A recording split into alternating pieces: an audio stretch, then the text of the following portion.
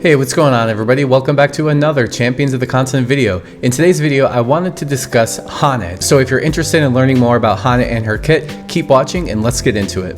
Alright, so who is Hana? She is a 5-star hunter and she uses a bow, but she also has spear and sword coverage. And her element is lightning. Alright, so let's take a look at Hana's skills and passives. One thing that you can note with that first default skill is that she can call Linde, and I probably pronounced that wrong, so again, don't come for me. But they can use a one-time spear single target and a one-time sword AoE. It's one or the other, so it's chance on which one gets chosen, but Hana does have that coverage in case you need it. And her other default attack is something that's really to be noted, and it's a one-time bow single target with a guaranteed crit.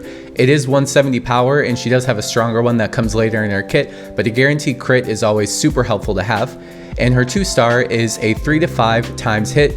It's a random number of hits though, and it's random target, and that's kind of like what her kit is it's a lot of random and chance-based attacks, but it's at least 3 times hit, so that's something that's going to come in handy with chipping away at shield points on any enemy. And she does use lightning magic, but it's not the best, and I don't think that any of us would want to bring her just solely for the lightning. You'd definitely be bringing her for all of that bow damage. But you can see with her 4-star attack, it's a 1-time bow single target guaranteed crit, and this one is 230 power. So this is the one that you want to use in most cases, just to dish out more damage. Guaranteed crit, always solid. And her first 5-star is a 3 to 5 times random number of hits bow AoE. Again, just like with her other one, it's at least 3 hits, and this one is AoE, so you're always going to hit all of them. But that chance base is just kind of where her kit is up in the air on whether or not you would want to pull for her and use her, because just random can be frustrating. But it can pay off in the end. So it's like, which one do I want to have? So, just think about that when you go to pull her if you choose to. And her 1-star passive is whenever she's just using a generic attack, she has a 50% chance to add on an additional hit at the end. And her 3-star passive is calling Linde, has 30% damage up.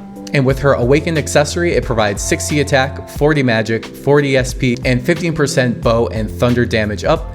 And so you can see her kit is pretty well rounded, and she has coverage with weapons outside of the typical bow, but just take into consideration again that she does have a chance-based kit, and it could be frustrating, but it could pay off in the end as well.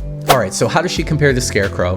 Their stats are very similar across the board, but Hana has a significantly higher magic stat, and she does have a lower crit stat than Scarecrow, but she does have those guaranteed crits where Scarecrow does not, so it doesn't really matter in the end too much. So I've labeled Hana as a guaranteed single target crit user, and again she has that random base attacks, and then Scarecrow is a shield breaker with his bow and his wind attacks, and he has really strong AoE attacks. They're similar, they're different. I don't know, this one's a tough one. I think that I would prefer to use Scarecrow, but Hana is just going to be really good for the Tiki-Lin Cup.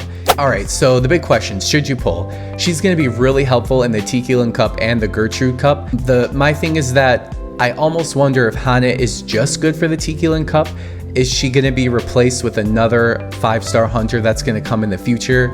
It really is up in the air, but having those guaranteed crits is really going to help with outputting damage. But her kit is very chance-based with her 3 to 5 times random hits and her AoE along with that. And her 1-star passive being a chance-based of adding a 1 additional hit with her generic attacks. She does have spear and sword coverage when calling Linde, so this one's a tough one. I feel like I'd be 50-50. If she were to be released around the time that the Tiki-Lin Cup launches, I would pull, just because I think I would prefer to use her over Ashlyn with those guaranteed crits, because I think she can put out more damage and she has more survivability. And then also I put on there War Master Hana Win. If you know, you know. Alright, so let me know down in the comments below, do you plan on pulling for Hana? If she is released around the Tiki-Lin Cup, are you definitely going to pull so that she can provide those guaranteed crits for Tiki-Lin's really annoying shield that she puts up later in the fight, where you can only break her with crit attacks, and that's the only thing that gets rid of the shield? Let me know down below if she's on your list.